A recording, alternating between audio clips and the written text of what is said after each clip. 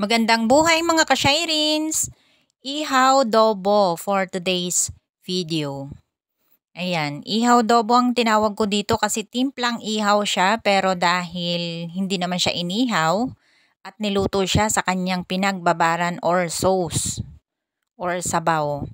Ayan, kasim yung aking ginawa. Nasa sa inyo na, pwede ring pork ribs. Ayan, ilalagay lang natin ang ating tinadtad na bawang. And then ang ating paminta, syempre, dagdag pang lasa at ang ating soy sauce. Ganyan lang at ang ating kalamansi, galing yan kalamansi juice mula sa 5 pirasong kalamansi. Ayan at nalimutan ko pong pindutin ang camera para makuha na ng video ang paglalagay ng oyster sauce at ang ating brown sugar at ketchup. So, ayan naman yung nasa plastic na yan ay Sprite. Yan lang ang aking nabili. Dahil yan ay nasa babasaging bote. Wala yung sa plastic na bote. Binili ko lang sa sari-sari store kaya ganyan. So, ganyan lang po. At imamarinate lang natin yan. Kahit 30 minutes lang kung nagmamadali. Kung hindi naman, pwede rin nang hindi i-marinate. Diretso ng luto na ganyan kasi nga papakuluin naman siya hanggang sa matuyo ang sabaw. Kaya pwedeng wala ng marinate. Lalo na kung nagmamadali.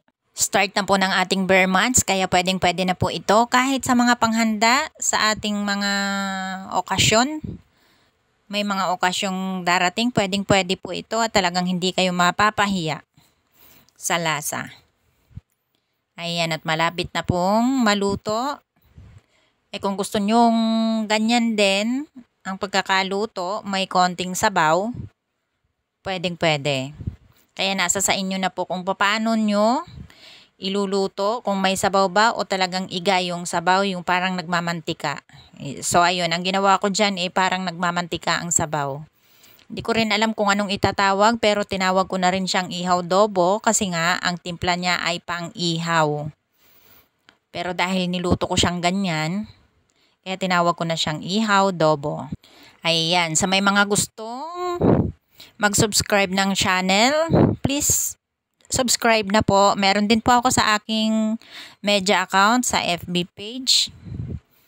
Same lang ng pangalan, Shirins Kitchen. At same din ng profile photo. Bisitahin nyo na lang po at please subscribe, follow, and like. And please click the notification bell para naman maging updated kayo sa susunod pang mga video ng recipe na aking i-upload. Lalo na kung mahilig kayo magluto, ito po ang channel para sa inyo. O, diba? At kitang-kita naman po, talagang sa video pa lang, nakakatakam na. Masarap po siya, talagang hindi kayo mapapahiya sa ating timplang ito. So that's all for today's video. Thank you for watching. God bless us all. Bye!